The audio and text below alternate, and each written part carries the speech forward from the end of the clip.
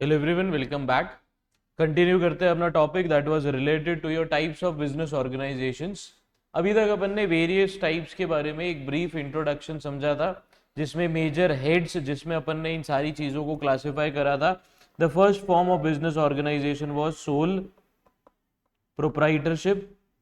Second is your partnership. Third form of business organisation जो अपन को बताया गया दैट इज HUF। फोर्थ हो गया अपने लिए LLP। फिफ्थ हो गया आपके लिए कोऑपरेटिव सोसाइटीज। एंड सिक्स्थ हो गया आपके लिए कंपनीज। अब इन सबको डिटेल में इस लेक्चर के अंदर अपन को बताया जाएगा, तो वन बाय वन करके अपन इसको स्टार्ट करते। सबसे पहली फॉर्म ऑफ बिजनेस ऑर्गेनाइजेशन जो अपन को बताया गया that is related to your sole proprietorship. Sole proprietorship, as we have already understood in brief, एक ऐसा फॉर्म ऑफ बिजनेस ऑर्गेनाइजेशन है जिसके केस में आपको ज़्यादा लीगल फॉर्मेलिटीज करने की आवश्यकता नहीं होती। It is very easy to set up and साथ ही साथ कंप्लाइंसेस इसके अंदर बिल्कुल भी नहीं होती। ये अपना सोल प्रोप्राइटरशिप के ब्रीफ कैरेक्टरिस्टिक्स रहेंगे जिसके बेसिस पे अपन इस टॉपिक को बढ़ेंगे। Sole proprietorship is a form of business wherein one person owns all the assets and liabilities of the business. No legal formalities are required to create a sole proprietorship other than an appropriate licensing to conduct the business and registration of business name if it differs from that sole proprietorship. यानी as such सारा का सारा control, चाहे वो assets का हो, चाहे वो लाइबिलिटीज का हो, चाहे वो डिसीजन मेकिंग हो, सब एक ही पर्सन के पास होती है, इसलिए इसको सोल प्रोप्राइटरशिप बोला जाता है। एंड इसके केस में ज्यादा लीगल फॉर्मेलिटीज आपके फॉर्मुलेशन से रिलेटेड या रनिंग ऑफ द बिजनेस से रिलेटेड नहीं होती। रिपोर्टिंग इतनी ज्यादा इसके केस में नहीं रहती। So no legal formalities are required to create sole proprietorship. And जो आपको बेसिक फॉर्मेलिटी लेनी पड़ेगी दैट इज ऑफ लाइसेंसिंग। जिस कैटेगरी ऑफ बिजनेस में आप फंक्शन कर रहे हैं उसमें अगर लाइसेंसिंग रिक्वायरमेंट एसेंशियल है तो वहां पर आपको लाइसेंसिंग लेनी पड़ेगी। एंड बिजनेस नेम का रजिस्ट्रेशन, अगर ओनर के नेम से कुछ अलग नाम आप रख रहे हैं। The owner reports income and loss from this business along with this personal income tax return, यानी पर्सनल इनकम टैक्स रिटर्न में ही आप बिजनेस का प्रॉफिट एंड लॉस बता देते हैं एंड वही डिस्क्लोजर आपको बस करना पड़ता है टू द अथॉरिटीज। फीचर्स के अंदर सबसे पहली चीज आ जाती है आपके लिए अनलिमिटेड लाइबिलिटी, क्योंकि सिंगल ओनर है, सारे एसेट्स भी उसी के हैं, सारी लाइबिलिटीज भी उसी की है। So just as partnership, a sole proprietorship has no separate existence. Therefore, all debts can be recovered only from the sole proprietor. Debts यानी जो भी आपकी उधारी है वो सिर्फ उसी इंसान दैट इज द ओनर से रिकवर की जाएगी। Easy to start, that is there is no separate registration procedure for proprietorship. All a person needs is a government registration relevant to the business. Next अपन को बताया गया regarding your partnership firm. इसके ऊपर act लगता है Indian partnership act 1932।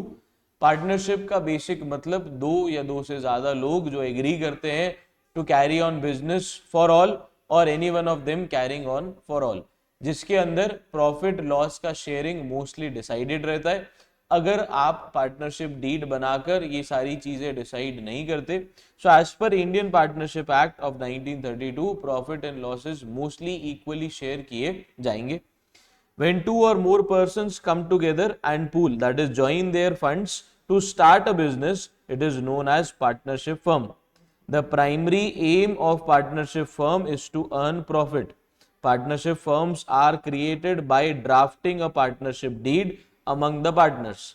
Partnership firms in India are governed by the Indian Partnership Act. Now partnership deed का basic मतलब हो जाता है एक ऐसा डॉक्यूमेंट जिसमें पार्टनर्स के rights, duties and liabilities mention होती है, यानी उनका रोल पार्टनरशिप के अंदर क्या रहेगा वो अपन को पार्टनरशिप डीड के अंदर बताया जाता है एंड उसी अकॉर्डिंग पार्टनरशिप फर्म को फंक्शन करना पड़ता है। नेक्स्ट अपन को बताया गया that is features of partnership, जिसमें same first that is unlimited liability. On account of unlimited liability, the partners in the business are liable for all its debts. This means that for whatever reason a partner is unable to repay a bank loan or is liable to pay a fine, this can be recovered from his or her personal possession. यानी आपके personal assets बेचकर भी liability का payment किया जा सकता है in case of partnership, इसलिए यहां पर अपन ने लिखा that is unlimited liability. Next आपको बता रखा है easy to start. If he chooses not to register the partnership firm, all that is needed to get started is a partnership deed. As compared with a private limited company or LLP, the procedure for starting a partnership is much simple. Reason being, LLP and company के case में compliances, formation का process, documentation, reporting बहुत ज़्यादा होती है. So उसके लिए आपके पास एक easy form of organization हो जाता है that is related to your partnership. Next जो फीचर ऑफ पार्टनरशिप रहता है that is relatively inexpensive. Again यहाँ पर रजिस्ट्रेशन से रिलेटेड ज़्यादा फॉर्मेलिटीज नहीं होती, सो कंपेरेटिवली स्टैब्लिश करने का खर्चा पार्टनरशिप को ऑलमोस्ट सिमिलर रहता है with that of sole proprietorship. A general partnership is cheaper to start than an LLP and even over the long term due to minimal compliance cost, यानी minimum compliance cost and inexpensive. So दो चीजें अपन ने basic पढ़ी. Soul proprietorship, उसमें भी unlimited liability and easy to start. यहाँ पर एक एडिशनल पॉइंट अपन को मिल गया that is relatively inexpensive as compare to other forms of ownership, चाहे वो कंपनीज हो चाहे वो LLP हो. नेक्स्ट अपन को HUF के बारे में बताया गया. HUF that is Hindu undivided family. A Hindu family can come together and form a HUF. HUF is taxed separately from its members. One can save taxes by creating a family unit and pooling in assets to form the HUF. HUF has its own PAN card, that is permanent account number, that is used by the income tax department and files tax returns independent of its members. यानी members का return अलग जाता है, HUF का return अलग जाता है. Features: there should be at least 2 male members in the family to form a HUF. They should inherit the ancestral property, यानी फैमिली के जो एंसेस्टर्स है उनसे प्रॉपर्टी पास ऑन होते हुए आपके पास आनी चाहिए. All the members enjoy this property and have a equal share in that property. Thus, any child taking birth in the family becomes a member of the HUF. There is no requirement for an agreement to become a member. So, तीन basic forms अपन ने discuss करे. सबसे पहला sole proprietorship, second is your partnership and third is your HUF. Basic difference जो अपन को HUF के अंदर देखा दैट इज सेपरेट रिटर्न आपको इनकम टैक्स का फाइल करना पड़ेगा. मेंबर्स अपनी इनकम सेपरेटली शो करेंगे. सोल प्रोप्राइटरशिप में सिंगल रिटर्न होता है and in the same way आपका पार्टनरशिप के अंदर पार्टनर्स अपना इंडिविजुअल रिटर्न फाइल करते हैं. Partnership as such business separate legal entity नहीं होता तो वो खुद के रिटर्न फाइल नहीं कर सकता. सो HUF के सेपरेट रिटर्न फाइल किए जाते हैं.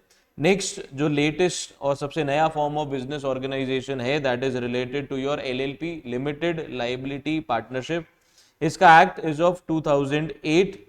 LLP में अपन ने कंबाइन करा दो चीजों को that is partnerships plus company. Partnership के जो ड्रॉबैक्स थे वो अपन ने हटा दिए एंड कंपनी की जो कंप्लायंसेस थी वो अपन ने वहां पर रखी. So this is also known as hybrid form of ownership. LLP is an alternate corporate business entity and provides the benefit of limited liability of company and allows the flexibility of organizing their internal management. यानी आप अपने rules regulations खुद बना सकते हैं. तो आपके पास comparatively एक फ्लेक्सिबिलिटी आ जाती है कंपनी से इन द फॉर्म ऑफ LLP. यानी LLP में कंपेरेटिवली आप काम फ्लेक्सिबली कर सकते हैं बट कंप्लायंसेस रहती है. बट कंप्लायंस में भी कंपेरेटिवली LLP में कंप्लायंस कम रहती है जिस वजह से आपकी कॉस्टिंग कंप्लायंस की कम हो जाती है. On the basis of mutually agreed agreement as in the case of partnership firm introduced in India by way of LLP Act 2008. LLP is relatively a cheaper approach to incorporate as compared to private limited company and requires fewer compliances. Features सबसे पहला suitable for non scalable business यानी ऐसे businesses जो आपको बहुत बड़े level तक नहीं लेकर जाने. If one is running a business that is unlikely to require equity funding, यानी पब्लिक से आपको पैसा नहीं लेना, may register an LLP as it combines several benefits of a private limited company and general partnership. Second, fewer compliances. The Ministry of Corporate Affairs, that is MCA, has given some concessions to the LLP. For example, an audit need to be performed only if the financial year, in any financial year, the turnover is greater than 40 lakhs and whose contribution is more than 25 lakhs. Number of partners minimum 2 होंगे यहाँ पर. There is no limit on the number of partners that may be in an LLP. If one is building a large advertising agency, for example, one need not to worry any cap on the number of partners. Minimum की 2 limit होती है, maximum की कोई limit नहीं है. तो ये होता है अपना fourth form of ownership that is related to LLP. Basic अपन को जो बताया गया, एक हाइब्रिड, एक alternate form of business organisation है कॉर्पोरेट फॉर्म. ये भी सेपरेट लीगल एंटिटी की तरह फंक्शन करेगा, यानी LLP का खुद का सेपरेट एग्जिस्टेंस रहेगा. LLP खुद के नाम पे प्रॉपर्टी ओन कर सकती है, केस फाइल कर सकती है, एंड LLP पे भी केस फाइल किया जा सकता है. बेसिक जो सबसे बड़ा advantage as compare to partnership रहता है, दैट इज मेंबर्स की लायबिलिटी LLP के केस में लिमिटेड हो जाती है, इसीलिए लोग LLP फॉर्म ऑफ ऑर्गेनाइजेशन में ज्यादा जाना पसंद करते हैं. नेक्स्ट आपको बताया गया regarding your cooperative society is an association of person usually of limited means, यानी ऐसे लोग जो सोशल वेलफेयर के लिए या एक कोऑपरेटिव के अंदर कंपैरेटिवली चीपर प्राइस पे आपको सारी चीजें अवेलेबल करवाई जाती है. हु हैव वॉलंटरीली ज्वाइंड, यानी उन्होंने अपनी मर्जी से ज्वाइन करा. Together to achieve a common economic end through the formation of democratically controlled organisation, making equitable contribution to capital required and accepting fair share of risk and benefits of undertaking. यानी जिसमें आप voluntarily join करते हैं and आपको जितना capital चाहिए वो आप इक्वली डिवाइड करके कंट्रीब्यूट करवाते हैं, जिसमें शेयरिंग भी आप रखते हैं of risk and losses. Basically social welfare के लिए कोऑपरेटिव स्टैब्लिश किए जाते हैं. कोऑपरेटिव बैंक्स आपने सुना होगा, वो डिपॉजिट पे हायर रेट ऑफ इंटरेस्ट अपन को देते हैं. A society is an organisation formed to by persons united together by mutual consent to deliberate, determine and act jointly for some common purpose. Societies are usually registered for the promotion of charitable activities like education, art, religion, culture, music, sports, etc. Next, section 8 companies के बारे में आपको बताया गया. Section 8 companies, as we have already discussed, are the companies जो बनाई गई है for the purpose of not for earning profit but for social benefit, social अपन कह सकते हैं welfare. Ultimate objective profit earn करना नहीं होता, बट ये कंपनी फॉर्मेट में रजिस्टर होते हैं. Section 8 company is a company established for promoting commerce, art, science, sports, education, research, social welfare, religion, charity, protection of environment, or any other projects provided the profits जो भी होंगे अगर होंगे तो and other income is applied only for promoting the objects of the company and no dividend is paid to the members. Section 8 companies are registered under Companies Act 2013. Purpose किस लिए formulate की जाती है, जो अपन ने ऊपर पढ़ा सेम रह जाएगा. Art, science, sports, education, environment protection. Profit का अप्लाई किए जाएंगे for promoting the objectives. Dividend आप डिक्लेयर नहीं कर सकते, आपको private public limited word use करने की जरूरत अपने कंपनी के नेम के एंड में नहीं है क्योंकि आप सेक्शन 8 में रजिस्टर हो रहे हैं. And no requirement of minimum paid of capital and flexibility of administration. Next आपको बताया गया है that is related to your one person company. ये एक ऐसा कंसेप्ट है जो कंपनीज एक्ट 2013 में ही इंट्रोड्यूस किया गया है, उससे पहले एग्जिस्ट नहीं करता था. ये एक कॉरपोरेट फॉर्म ऑफ बेनिफिट दिया गया है उन लोगों को जो सिंगल पर्सन है बट कंपनी फॉर्म में फंक्शन करना चाहते हैं. सोल प्रोप्राइटरशिप के जो ड्रॉबैक्स थे उससे बचने के लिए आपको एक ऑल्टरनेट अपॉर्चुनिटी प्रोवाइड की गई in the form of this new business organisation form, that is one person company. OPC is a company with only one person as a member. Shareholder can make only one nominee. Nominee के पास power कब आएगी? जब original member या share holder की death हो जाती है या इनकैपेसिटी हो जाती है of original stake holder. The constitution of one person company is a strong improvement over sole proprietorship. It gives a promoter full control over the company while limiting his or her liability. जो अपन ने features के अंदर पढ़ा था, या basically अपन कह सकते हैं वो ड्रॉबैक्स है सोल प्रोप्राइटरशिप के, दैट इज अनलिमिटेड लाइबिलिटी, उसको आप कंट्रोल कर सकते हो यहाँ पे by forming a one person company. This person will be the only director and shareholder. There is a nominee but with no power until the original person is incapable of entering into contract. Features किसके लिए है? For solo entrepreneurs, यानी ऐसे लोग जो business चालू करना चाहते हैं but corporate form of ownership में जाना चाहते हैं, बट उनको या उनके साथ जो प्राइवेट के केस में देखे दो लोगों की रिक्वायरमेंट वो नहीं वो फुलफिल करना चाह रहे, या वो किसी पे ट्रस्ट नहीं करना चाह रहे, वो चाहते हैं सारा कंट्रोल उन्हीं के पास रहे, तो उनके लिए वन पर्सन कंपनी का कंसेप्ट चालू किया गया. A big improvement over the sole proprietorship firm given that the liability is limited. The OPC is meant for solo entrepreneurs. Furthermore, given that there must be a nominee, is it enabled perpetual existence of the OPC. Low compliance requirement, again annual general meeting वगैरह की requirement जो बाकी companies में रहती है वो यहाँ पर आपने हटा दी. रीजन, एजीएम में मेंबर्स को बुलाया जाता है एंड यहाँ पर क्योंकि एक ही मेंबर है तो एजीएम रखने की कोई आवश्यकता नहीं है. That is annual general meeting जो हर कंपनी को साल में एटलीस्ट एक बार रखनी पड़ती है. Various exemptions has been given by the central government to OPC, such as exemption from holding AGM of the company. Financial statements and board's report can be signed by one director. It does not need to include cash flow statement as a part of financial statement, etc.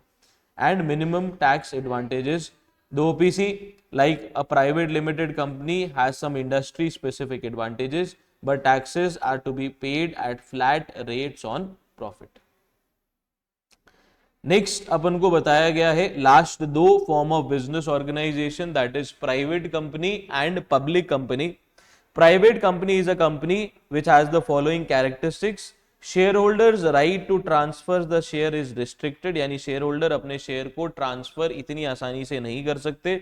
Minimum 2 members, maximum 200 members. An invitation to public to subscribe to shares and debentures and any type of security is prohibited, यानी general public को आप IPO या FPO के form में share issue करके पैसा raise नहीं कर सकते. ये प्राइवेट कंपनी का रिस्ट्रिक्शन यहां पर आपको बताया गया है.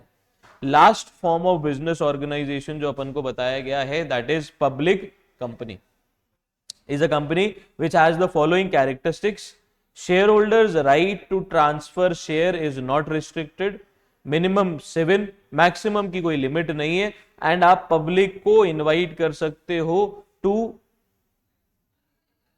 सब्सक्राइब फॉर योर शेयर्स, यानी आईपीओ एफपीओ के थ्रू शेयर्स पब्लिक को इशू करके आप उनसे पैसा रेज कर सकते हैं. तो ये सारी चीजें अपन को अलग अलग फॉर्म्स ऑफ बिजनेस ऑर्गेनाइजेशन में बताया गया. वन बाय वन डिटेल में अब अपन इनको वापस लिखते हुए चलते हैं. सबसे पहली चीज जो आपको बताई गई रिगार्डिंग सोल प्रोप्राइटरशिप, जिसमें आपको फीचर्स के अंदर बताया गया unlimited liability and easy to setup. ये सेम पार्टनरशिप में भी दो चीजें रहेगी, that is unlimited liability and easy to setup. साथ ही साथ आपको जो कंपेरेटिवली पार्टनरशिप के अंदर मिल जाएगा एक और point, that is related to your compliances कम है एंड स्टैब्लिशमेंट कॉस्ट जो आपकी इस फॉर्म ऑफ ऑर्गेनाइजेशन है वो भी कम है. एचयूएफ में सेपरेट लीगल एंटिटी का कंसेप्ट स्टैब्लिश हो जाता है, जिसमें एचयूएफ को पैन कार्ड अलॉट किया जाता है एंड एचयूएफ को क्या फाइल करना पड़ता है, रिटर्न फाइल करना पड़ता है, जो सोल प्रोप्राइटरशिप और पार्टनरशिप के केस में नहीं होता, वो इंडिविजुअल प्रोप्राइटर के साथ ही क्लब कर दिया जाता है। LLP that is limited liability partnership act of 2008 एक सेपरेट लीगल एंटिटी है, दैट इज एलएलपी। एंड साथ ही साथ एलएलपी के केस में आपकी कंप्लायंस कॉस्ट कम है, फ्लेक्सिबिलिटी ज्यादा है, एंड लाइबिलिटी जो आपकी है दैट इज लिमिटेड, यानी पार्टनर्स की जो लाइबिलिटी है that is limited. It is a mixture of partnership plus companies, इनको मिलाकर आपने एक हाइब्रिड इंस्ट्रूमेंट बना दिया, that is LLP. Cooperative society के वेलफेयर के ऑब्जेक्टिव के साथ बनाई जाती है। एंड साथ ही साथ कंपनीज के अंदर जो आपको बताया गया, सबसे पहला आ जाता है सेक्शन 8, देन आ जाता है आपके लिए ओपीसी, देन आ जाता है आपके लिए पब्लिक, एंड देन आ जाता है आपके लिए प्राइवेट। सेक्शन 8 आपकी बनाई जाती है फॉर चैरिटेबल पर्पस, जिसमें ये लोग प्रॉफिट को री इन्वेस्ट करना पड़ेगा।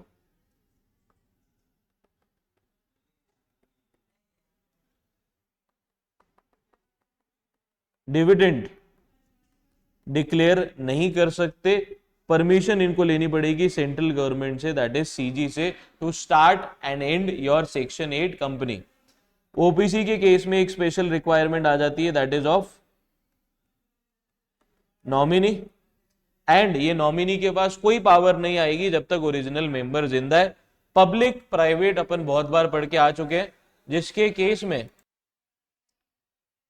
प्राइवेट के अंदर मिनिमम अपन को बताया गया 2 मेंबर्स, मैक्सिमम बताया गया अपन को 200, and restricts the right to transfer share, and आप आईपीओ भी इशू नहीं कर सकते। पब्लिक के केस में मिनिमम 7 की लिमिट, एंड ये लोग पब्लिक को इनवाइट कर सकते हैं to subscribe for their shares. So ये बेसिक अपन ने डिस्कस करा सारे के सारे फॉर्म्स ऑफ बिजनेस ऑर्गेनाइजेशन से रिलेटेड। अब नेक्स्ट लेक्चर से अपन को बताया जाएगा कि इन सब में से कौन सा फॉर्म ऑफ बिजनेस ऑर्गेनाइजेशन आपको स्टैब्लिश करना चाहिए, एंड वो किस बेसिस पे या किस पॉइंट्स पे आप इवैल्यूएट करके डिसाइड करेंगे कि आपको सोल प्रोप्राइटरशिप पे जाना है, या आपको एलएलपी स्टैब्लिश करना है, या कंपनी स्टैब्लिश करनी है। वो सारा इवैल्यूएशन प्रोसेस अपन को नेक्स्ट लेक्चर के अंदर बताया जाएगा। So till then keep watching and thank you.